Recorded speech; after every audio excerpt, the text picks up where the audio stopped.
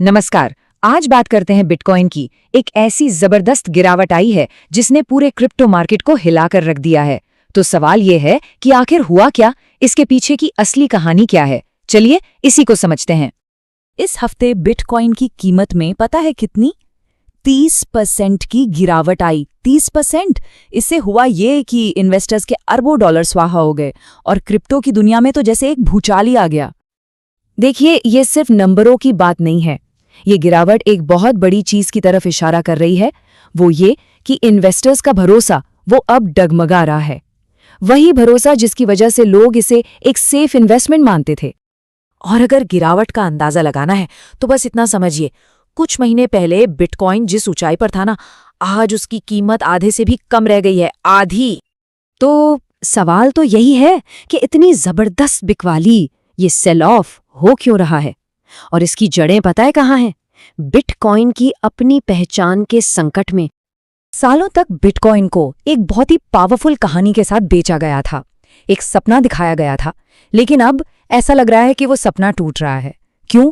क्योंकि जमीन की हकीकत और जो नंबर सामने आ रहे हैं वो कुछ और ही कहानी कह रहे हैं।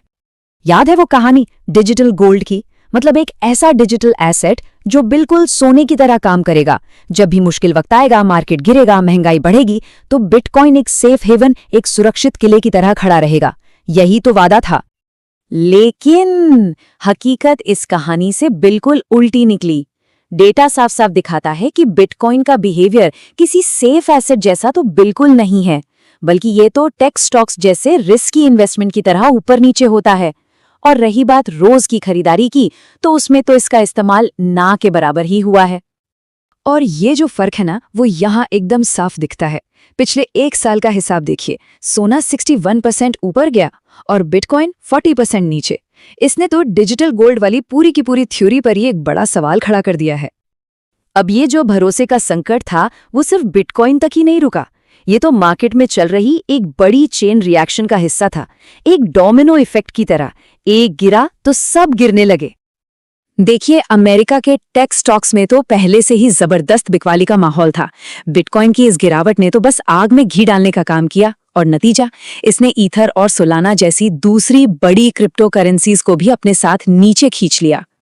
इस गिरावट को और भी तेज और भी खतरनाक बनाने के पीछे एक और बड़ा फैक्टर है। इसे कहते हैं फोर्स्ड लिक्विडेशंस। अब ये होता क्या है समझिए, एक खतरनाक साइकिल है ये। ट्रेडर्स उधार के पैसे से बड़ी बड़ी बेट्स लगाते हैं। जैसे ही बिटकॉइन की कीमत गिरती है, एक्सचेंज का सिस्टम ऑटोमेटिकली उनके सौदे बेच देता है ताकि और नुकसान न हो। और जब इतने सारे सौदे एक साथ बिकते हैं तो कीमत और भी तेजी से नीचे चली जाती है।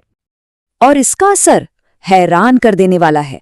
सिर्फ इसी हफ्ते 2 बिलियन डॉलर, 2 अरब डॉलर से ज्यादा की क्रिप्टो पोजीशंस को इसी तरह जबरदस्ती बेचा गया। इसने एक छोटी गिरावट को एक सुनामी में बदल दिया। तो अब सवाल ये उठता है कि ये सब बेच कौन रहा है? इतनी बड़ी बिकवाली आ कहां से रही है?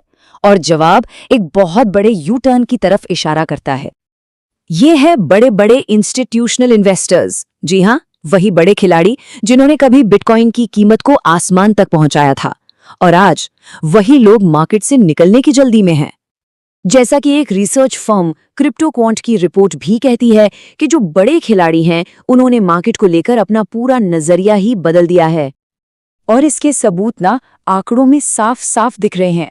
अमेरिका के जो ETF फंड्स पिछले साल हजारों बिटकॉइन खरीद रहे थे, वही आज नेट सेलर्स बन गए हैं, यानी बेच रहे हैं। ऊपर से बिटकॉइन का अपने 365 दिन के मूविंग एवरेज से नीचे गिरना, ये भी इसी बदलते ट्रेंड का एक बहुत बड़ा सिग्नल है।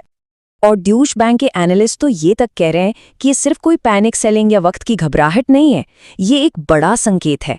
संकेत इस बात का कि जो मेन स्ट्रीम फाइनेंस की दुनिया है ना, उसका अब क्रिप्टो से मोहभंग हो रहा है।